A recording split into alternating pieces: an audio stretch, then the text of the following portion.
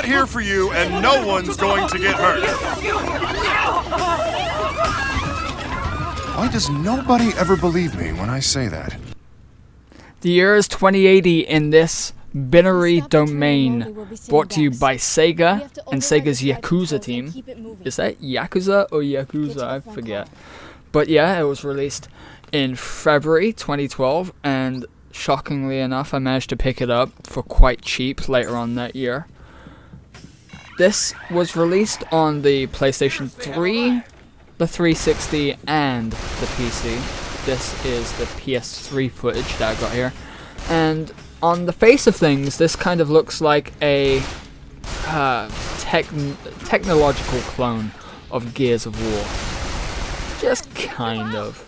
With a few extra bits and bobs here, like as you can see at the top, and it's just faded away, thanks. Every time you kill an enemy, you get like a credit allocation, which you can spend on upgrades and stuff like that. There's also a little bit of quick time events. There is the lead character Dan successfully jumping the gorge of a train that just exploded, or at least half exploded. But watch what happens when you fail. This was my first attempt.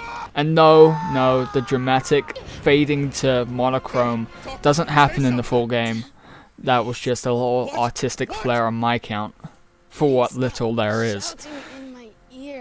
But basically there's a lot of actual main characters in this game, aside from the one that you actually control, that is. For the most part, you have a team of 3, sometimes you have a team of 6, which is actually pretty cool. You don't really see that in too many games. It's just you and maybe 1 or 2 other colleagues. Basically, you're in a kind of Neo-Tokyo after a New Geneva Convention was signed regarding cyborgs, robots, and stuff like that. And just basically there's a technology to make robots look like humans, and it's quite scary when you get into the game, because you can't tell who's a robot and who's not. But for the most part, you are just shooting faceless robots, not even humanoid robots, cyborgs, what have you. Like this gigantic gorilla motherfucker right here. He's huge and he is relentless. Thankfully, when I was battling this guy, I didn't die, I don't think. I don't think I did fail the mission by completely getting obliterated. But this guy is relentless. This is about half an hour after the initial battle. All his armor's worn off, and he's still coming at you like he's King Kong. But you'll see in a second, because I don't get out the way in time. He barrels right through me. And the system for regaining health is largely a regenerative system. Take cover and you hide from your opponents, and you regain health and what have you. But if you take too much damage, you don't just instantly die, you kind of bleed out, kind of like Gears of War. And you have the option of either calling one of your teammates over to heal you, because they have like first aid kits and med kits and what have you. Or you can heal yourself if you have enough. But usually if you just brush them off and heal yourself, they're like, well, don't be so reckless next time. And the annoying thing about that is that it seems that each character only has one of these voiceover lines recorded, so it's always the same one. And it's kind of like, don't be so reckless next time. And I'm like, yeah, I know. Just leave me alone. Come on.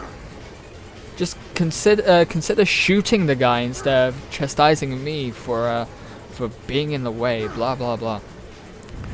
But one of the cool things about this game is that you can actually take the legs out of your opponent if you want to kind of prolong the agony of a robot. I don't know if robots in this game can feel like true feels, but you can shoot the legs under them and they won't die. as long as their head's intact, they will not just like lay there and die. It's kind of like Terminator syndrome. They will start crawling and shooting at you no matter if they have legs or not. And also you can destroy their arms as well, which is also pretty cool. Another really cool feature is the fact that if you have a USB mic for a PlayStation or the PC version, or your headset, I think, for the Xbox version, you can actually give voice commands, and for the most part it kind of works well, but there are times where you just hit the trigger button and it recognizes "I love you." I'm like, what? But here you can see one of the cutscenes from later on in the game. For me, this was a really good game. I enjoyed the game. There's a lot more I could say about it, but I haven't edited enough footage in. So,